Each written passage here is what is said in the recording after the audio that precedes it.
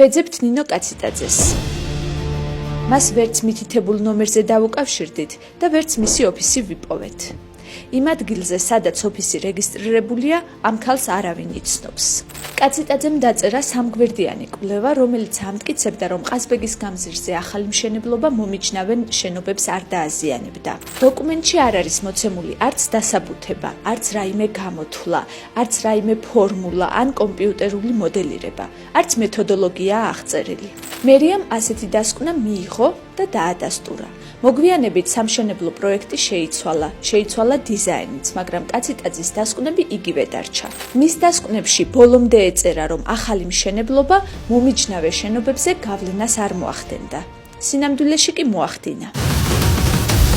მალე მომიჯნავე შენობების კედლებზე ახალი ბზარები გამოჩნდა. დაზიანებული კორპუსის მაცხოვრებლების ხანგრძლივი ბრძოლის შედეგად მერიამ მშენებლობა შეაჩერა და 3 მილიონი ლარი გამოყო ამ კორპუსის გასამაგრებლად. აი ასე იქცა გაურკვეველი დასკვნა 3 მილიონიან პრობლემად.